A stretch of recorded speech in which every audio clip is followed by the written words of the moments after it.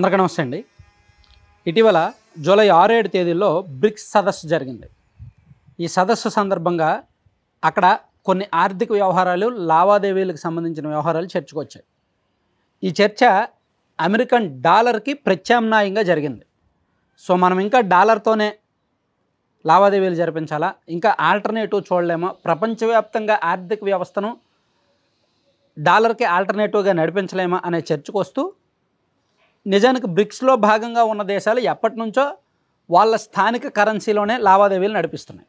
So ఇది America అధ్యక్షుడు Donald ట్రంప్కి నచ్చక బ్రిక్స్లో భాగంగా ఉన్న దేశాల మీద 10% సుంకం విధిస్తున్నట్టు ఆయన నిన్నో మొన్నో ప్రకటించారు. అసలు ఇదంతా కొంచెం ఇంట్రెస్టింగ్ టాపిక్. డాలర్కి ప్రత్యామ్నాయం వెతకాల్సిన అవసరం ఉందా లేదా? ప్రపంచవ్యాప్తంగా 200లకు పైగా దేశాలు ఉన్నప్పటికీ ఒక్క అమెరికన్ డాలర్ ద్వారానే ఎందుకు లావాదేవీలు జరిపించాలి అనే డౌట్ చాలామందికి రావచ్చు. కొంచెం డెప్త్గా చెప్పుకోవాలంటే ఇంట్రెస్టింగ్ టాపిక్ కదా. నిజానికి రెండో ప్రపంచ యుద్ధం తర్వాత ప్రపంచంలో చాలా దేశాలు ఆర్థికంగా కుంగిపోయాయి, దిగజారిపోయాయి. అప్పటికి ప్రపంచంలో ఉన్న ఆర్థిక వ్యవస్థల్లో అమెరికా ఒక్కటే నిలబడింది, ఆర్థికంగా బలంగా ఉంది. జీడిపి, ఆ దేశ జీడిపి అప్పటికే బలంగా స్థిరంగా ఉంది. దాంతో ఆ అమెరికన్ డాలర్ ద్వారానే ప్రపంచవ్యాప్తంగా లావాదేవీలు జరపాలి అని అప్పుడు దేశాలన్నీ కూడా నిర్ణయించాయి. ఆ నిర్ణయం మేరకు 1944 నుంచి కూడా కంటిన్యూగా బంగారం కానీ, లేదా చమురు కానీ, లేదా అంతర్జాతీయ మార్కెట్లో ఇంటర్నేషనల్ ట్రేడ్ అంతా కూడా అమెరికన్ డాలర్ల ద్వారానే జరిగేది. డాలర్లో హెచ్చుతగ్గులు ఉన్నా సరే, కొన్ని దేశాలు నష్టపోతున్నా సరే, దాని ద్వారా నడిపిస్తూ వచ్చారు. అయితే కాలక్రమేణా ఇతర దేశాలు, ఇప్పుడు యూరోపియన్ కంట్రీస్లో చాలామంది యూరో కరెన్సీ ఉంది. సో యూరోను ప్రపోజ్ చేద్దామని అంతర్జాతీయంగా డాలర్కి ప్రత్యామ్నాయంగా తీసుకొద్దామని ట్రై చేశారు. అలాగే రష్యన్ కరెన్సీ కావచ్చు, చైనా కరెన్సీ కావచ్చు, వాళ్ళు కూడా కొంత ప్రయత్నం చేశారు. కానీ ఎవరు కూడా ఎక్కడ సక్సెస్ అవ్వలేదు. కానీ చివరికి అమెరికా పాటిస్తున్న విధానాల కారణంగా, అంతర్జాతీయ మార్కెట్లో డాలర్ హెచ్చుతగ్గుల కారణంగా, ఈ అమెరికా ఏకపక్ష విధానాల కారణంగా ఇప్పుడు డాలర్కి ప్రత్యామ్నాయం వెతకాల్సిన అవసరం వచ్చింది. దట్టు పర్టికులర్గా రష్యా, వెనుజులా, ఇరాన్ వంటి దేశాల మీద స్విఫ్ట్ అంటే అంతర్జాతీయ లావాదేవీలు జరిపే బ్యాంక్ స్విఫ్ట్ నిషేధం విధించిందనమాట. డాలర్ వీళ్ళు వాడకూడదు అనే నిషేధాన్ని విధించింది. దాదాపుగా 200 దేశాల్లో 11,000 బ్యాంకులు ఈ స్విఫ్ట్ కోడ్ అంటారు కదా, ఈ స్విఫ్ట్ లావాదేవీలు జరుపుతుంటాయి.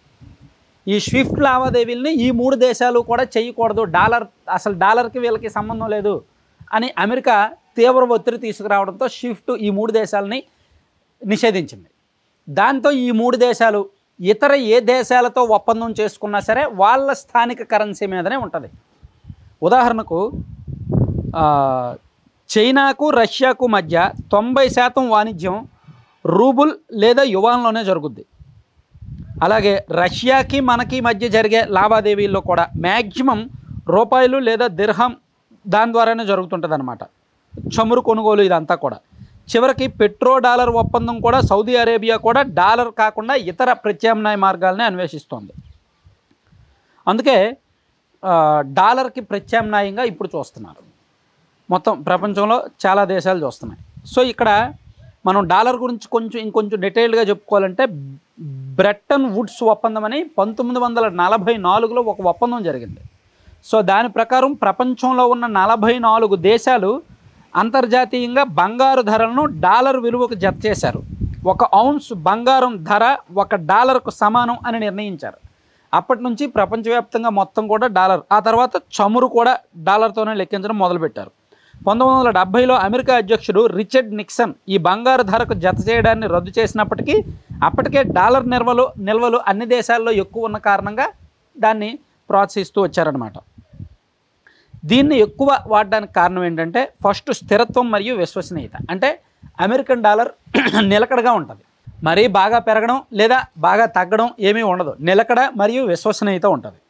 అలాగే అంతర్జాతీయ వాణిజ్యం, ప్రపంచంలో దాదాపుగా 75 కంట్రీస్కి డాలర్ విలువేంటి, డాలర్తో ఒప్పందాలు ఇవన్నీ కూడా బాగా తెలుసు అనమాట. డాలర్ ఒక ప్రామాణిక కరెన్సీగా మారిపోయింది. అలాగే అనేక దేశాలు తమ విదేశీ మారక నిల్వల్లో డాలర్ను పెద్ద మొత్తంలో ఉంచుకుంటాయి. ఇది అంతర్జాతీయ చెల్లింపులకు మరియు ఆర్థిక స్థిరత్వాన్ని కొనసాగించడానికి ఉపయోగపడుతుంది.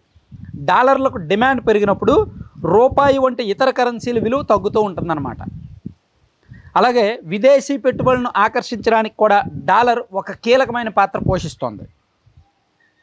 సో ఇట్లా కొన్ని ఉన్నాయి. సో ఇప్పుడు డాలర్కు ప్రత్యామ్నాయంగా జరుగుతున్నాయి ఏంటంటే, ఫస్ట్ యూరోపియన్లోని చాలా కంట్రీస్ అని చెప్పుకున్నాం. ఆ తర్వాత జపనీస్ యెన్ కూడా డాలర్కు ప్రత్యామ్నాయంగా వాళ్ళు ప్రపంచంలో మూడో కరెన్సీ అనమాట.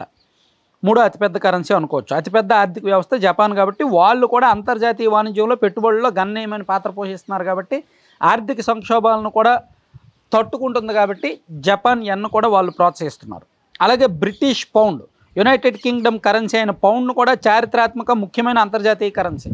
లండన్ అంతర్జాతీయ ఆర్థిక కేంద్రంగా ఉండటంతో దీన్ని కూడా డాలర్కి ప్రత్యామ్నాయంగా ప్రపోజ్ చేద్దాము అనే చర్చలు జరుగుతున్నాయి. అలాగే చైనీస్ వాళ్ళ యువాన్ కూడా ప్రపంచంలోనే రెండవ అతిపెద్ద ఆర్థిక వ్యవస్థ, ప్లస్ జనాభా పరంగా కూడా ప్రపంచంలోనే రెండవ స్థానంలో ఉన్న చైనా కూడా వాళ్ళ ఆర్థిక వ్యవస్థ యువాన్ని ప్రపంచవ్యాప్తంగా ప్రపంచ కరెన్సీగా ప్రోత్సహించడానికి కొన్ని ప్రయత్నాలు చేస్తూ ఉందన్నమాట.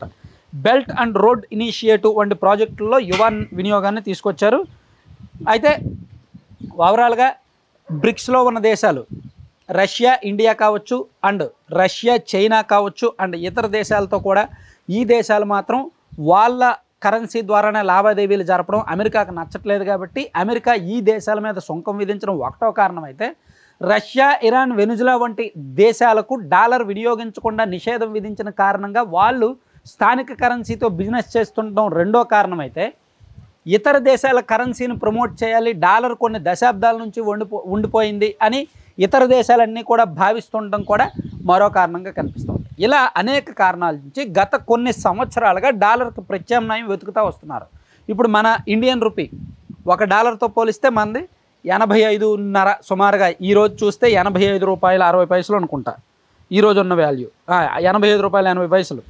అలాగే యూరోతో పోలిస్తే మన ఇండియన్ రూపీ సుమారుగా ₹100.33. బ్రిటిష్ పౌండ్తో పోలిస్తే మన ఇండియన్ రూపీ 1 పౌండు 115.98 అంటే ₹115.98. అలాగే జపనీస్ యెన్తో పోలిస్తే కేవలం అర్ధ రూపాయి కాదు, 58 పైసలు ఒక యెన్. అలాగే చైనీస్ యువాన్తో పోలిస్తే 11.9 అంటే ₹11.96 అనమాట. ఇట్లా మనం అంటే మన రూపాయి విదేశీ కరెన్సీతో ఆ లెవెల్లో ఉందన్నమాట. సో డాలర్కి ప్రత్యామ్నాయంగా చూస్తున్న ప్రయత్నాలు మేబీ ఒక 4-5 ఏళ్లలో ఫలిస్తాయి. డొనాల్డ్ ట్రంప్ కనుక ఇదే ఏకపక్ష వైఖరితో వెళ్తే, ఇదే మొండి వైఖరితో వెళ్తే, ఇతర దేశాల బిజినెస్ విషయంలో తలదూరిస్తే, అమెరికా కరెన్సీని దించాలి అని ఇతర దేశాలు గట్టిగా భావిస్తే అప్పుడు లావాదేవీలు మ్యాక్సిమం చమురు, బంగారం ఈ రెంటికి సంబంధించిన లావాదేవీలు చాలా వరకు ఇతర కరెన్సీలు చూస్తున్నారు. ఒక 30 to 35% అదర్ కరెన్సీలో జరుగుతోంది. అమెరికా ఇదే విధానంలో ఉంటే మాత్రం ఒక 4-5 ఏళ్లలో డాలర్ పక్కకు వెళ్ళి వేరేది వస్తుందని భావిస్తున్నారు.